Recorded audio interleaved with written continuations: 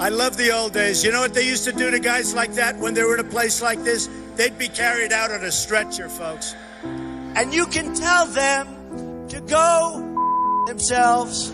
I could stand in the middle of Fifth Avenue and shoot somebody and I wouldn't lose any voters, okay? It's like incredible. When Mexico sends its people, they're bringing drugs, they're bringing crime, they're rapists. You know, you could see there was blood coming out of her eyes, blood coming out of her wherever. You got to see this guy. Oh, I don't know what I said. I don't remember. He's going like, I don't remember. I'm always a little bit puzzled when any woman of whatever age, but particularly a young woman, says something like, and you've heard it, something like, well, I believe in equal rights, but I'm not a feminist. Well, a feminist is by definition someone who believes in equal rights.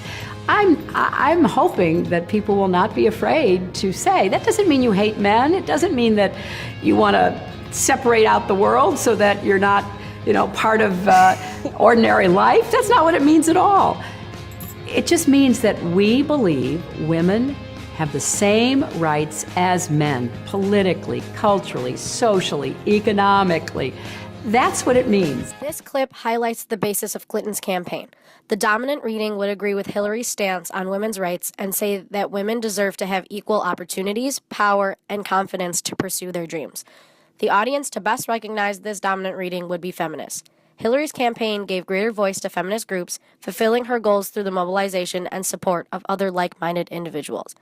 Viewers interpreting the dominant message would agree that men are not the sole barrier in women achieving equal rights, but rather, Hillary is encouraging us all to be active citizens and stand up for what we believe in. Hillary wants to essentially abolish the Second Amendment. By the way, and if she gets to pick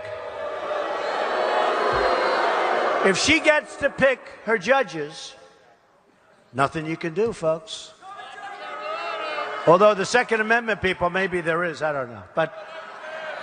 But I'll tell you what. Although the dominant reading of this portion of a Trump campaign rally may be that he hinted at an assassination attempt at Hillary Clinton, and against the grain reading of this clip may be that by stopping Hillary Clinton, supporters of the Second Amendment have a powerful role in this country in preserving the Constitution.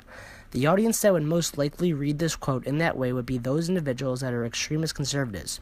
Therefore, they would go to any ends to protect the presidency trail of Donald Trump. And she used to be great. She's still very beautiful. I moved on her, actually. She was down in Palm Beach. I moved on her, and I failed. I'll admit it. Whoa. I did try and fuck her. She was married. Huge news there. No, Nancy. Yeah. No, this was marriages. And I moved on her very heavily. In fact, I took her out furniture shopping. She wanted to get some furniture. I said, I'll show you where they have some nice furniture. I took her out furniture. I moved on her like a bitch, but I couldn't get there. And she was married. Then all of a sudden, I see her. She's now got the big phony tits and everything. She's totally changed her look. Another against the grain reading can be perceived with this clip here.